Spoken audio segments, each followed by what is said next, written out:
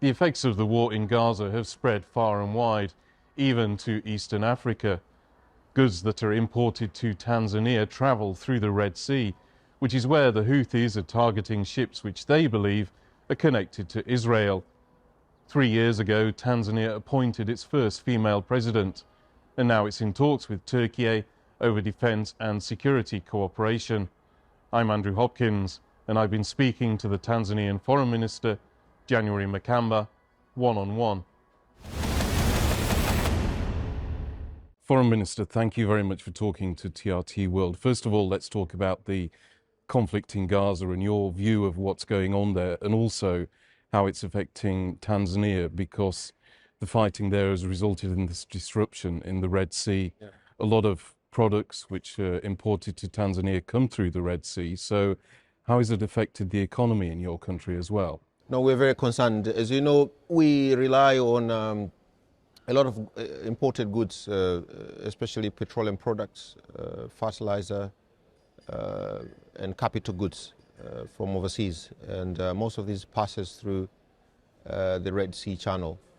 And disruption, delays cause us tremendous problems. So you have projects that have been delayed because the materials could not arrive on time. We have an issue of fertilizer not being available, therefore a potential for lower yields next year, which then lead to higher prices of food, which lead to inflation. Also, petroleum products as well are used every day, and the higher the prices of petroleum products, the higher the inflation. So we're looking at it with a tremendous concern. What's the solution to this, though? Because there's obviously a lot of concern with these delays. A lot of ships are going around South Africa now to get to your part of the continent. And there's a lot of concern that if this situation goes on for months and months, then it's going to contribute to inflation generally around the world. No, this is there should be a global conversation about disarmament of channels. All these global transport supply chain corridors should be free of conflict. Because you cannot have a situation where one country, when it chooses to be belligerent, it closes or limits the passage of goods in an important global transport corridor. So this is what needs to happen. Maybe we need to find an international agreement on demilitarization of global supply chain corridors.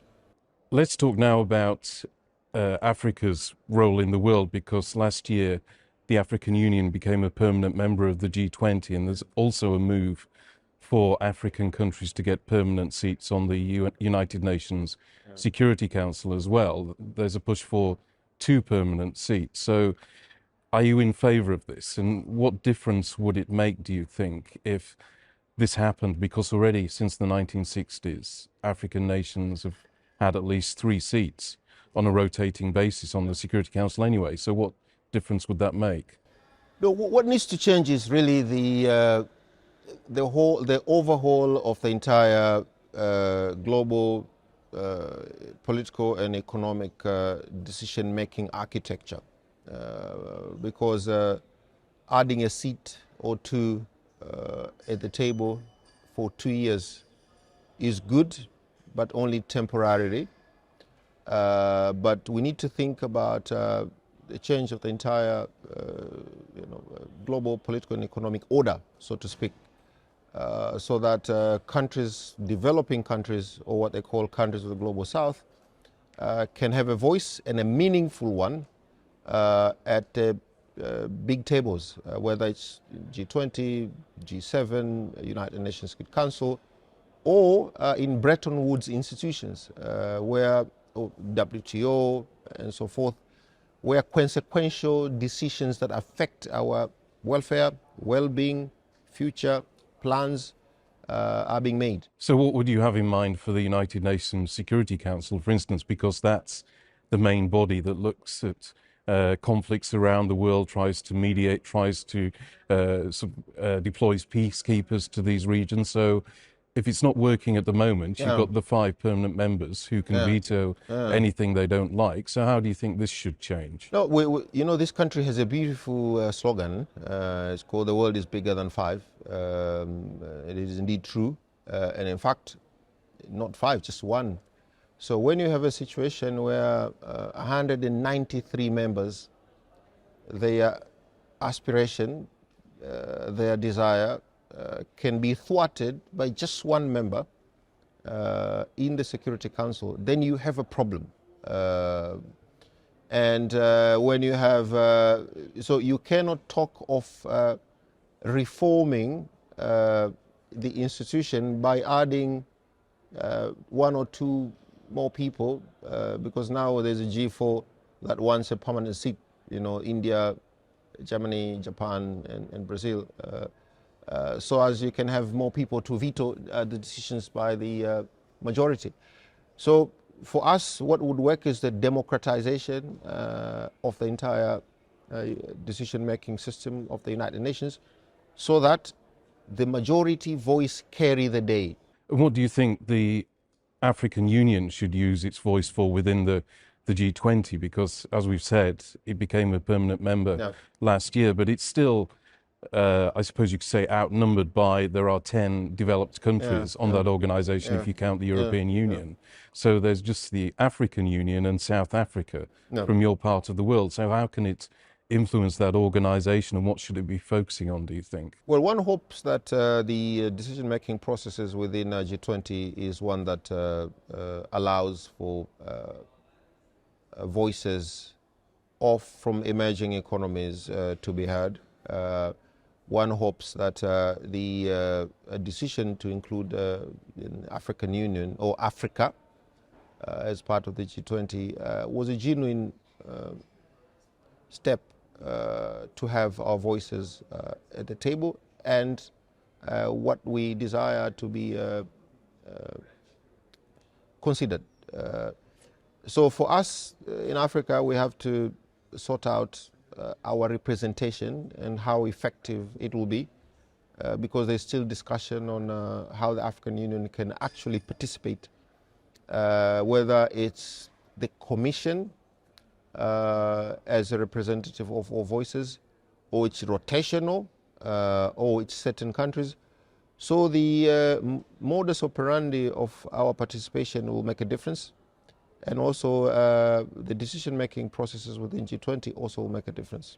Do you think you're up against it, though, because there are all these other developed countries on the organization? If you take the example of the COP summits, the UN climate change summits, it's been very difficult for African countries and other countries, developing countries, to get their point across on things like loss and damage, how to recover after major weather events. So you might face the same kind of issues within the G20. No, we hope that it's not adversarial, it's not zero-sum, that what we want will lead to somehow a loss of their interests. We think that there can be accommodation. We think that the interests of this continent are the interests of humanity. I don't think what Africa wants to pursue, wants to achieve in the global human family is unreasonable, and we think that it benefits the entire humanity. And next year as well, it's the elections for chairperson of the African Union Commission. This is a job which has been likened to being the sort of the CEO of the organization. And there are 3 candidates so far, I understand. The deadline for nominations is next month. And there's one from Somalia, one from Djibouti, and one from Kenya. And that's the former Prime Minister Raila Odinga. So Kenya's your neighbor. There's lots of cultural ties between the 2 countries. Are you going to throw your weight behind him? No, so the way we do these things within the African continent, first of all, Tanzania had a position, like Kenya, that this should be an Eastern African region turn to produce a commission chair. And we went together with a similar position in Executive Council of the Assembly, and we succeeded. And then the process was laid out as to nomination of candidates and eventual election. We make decisions and through consensus in sub-regions. So we've received a formal request by Kenya in the East African community to support the candidacy of Mr. Odinga. And then we will have a meeting of ministers and maybe later summit and then the decision of whether or not to endorse the candidacy will be made. But Kenya is our friend, Kenya is our neighbor, and there's an inclination within the community to see that what they desire carry the day. Now, on the subject of your president's visit to Turkey, this is the first time in 14 years that a head of state from Tanzania has been to this country. So why now, after all this time? No, it's been a long time coming. As you know, we have had diplomatic relations with Turkey since 1963. Then they closed the embassy. The embassy was opened in 1979. Then it was closed in 1984. Then there was a major push by this country to be close to Africa, and they opened a number of embassies in 2000s, including Tanzania in 2009. Since then, we've seen tremendous growth in terms of tourists who are arriving from this country to Tanzania, trade flows, FDI, people-to-people engagement. There are 18 flights per day, per week, between Istanbul and 3 destinations in Tanzania: Arusha, Zanzibar, Kilimanjaro, and Dar es Salaam. It's a huge number of people moving every day between 2 countries. Can you give me an idea of what has been agreed between the 2 presidents? Because the Tanzanian president tweeted there had been talks on defense and security issues. Yeah. And during the press conference, the Turkish president hinted that some help had been offered on things like counter-terrorism. So can you tell me a bit more about exactly what was agreed and what the way forward is on this issue? No, one new area of cooperation is defense cooperation and military cooperation. As you know, this country is in the Taif neighborhood, and therefore security posture, capabilities is important.